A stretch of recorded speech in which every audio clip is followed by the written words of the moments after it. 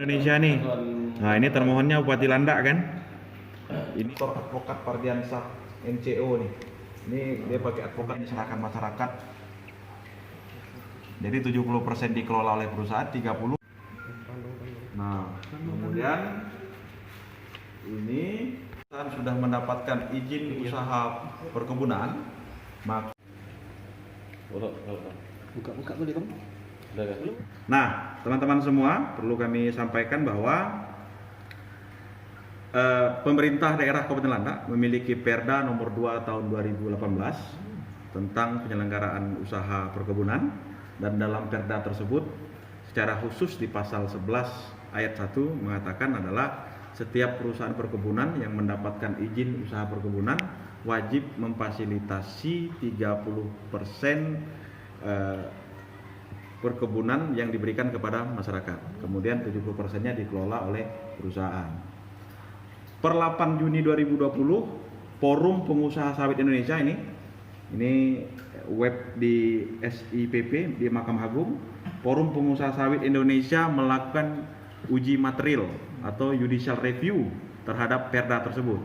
Jadi mereka mengatakan pasal 11 ayat 1 Perda Penyelenggaraan Usaha Perkebunan Kabupaten Landak bertentangan dengan Undang-Undang Perkebunan dan Undang-Undang tentang pembentukan peraturan perundangan, Undang-Undang nomor 12 tahun 2011 ini.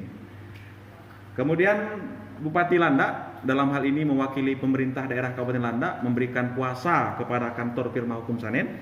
Ini kuasa yang diberikan untuk bertindak untuk dan atas nama pemerintah Kabupaten Landak dalam konteks perkara judicial review ini.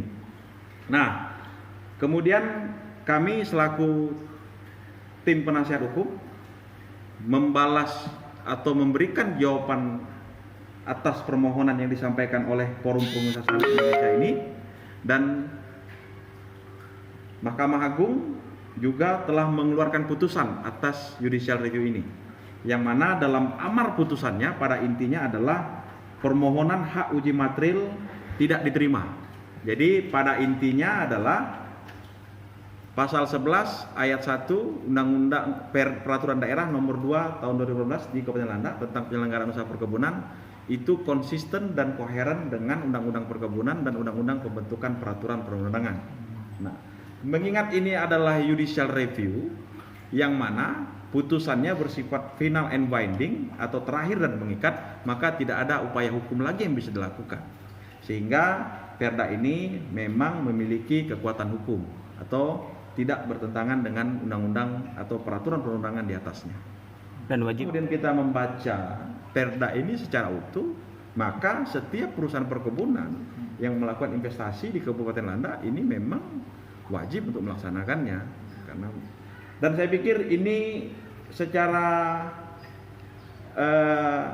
pribadi dan melalui kantor hukum kami sangat mengapresiasi langkah pemerintah daerah Kabupaten Landak yang menurut kami sangat berani untuk memberikan alokasi 30% kepada masyarakat terkait dengan hak plasmanya, karena saya pikir tidak banyak daerah yang berani menunjukkan keberpihakan kepada rakyat.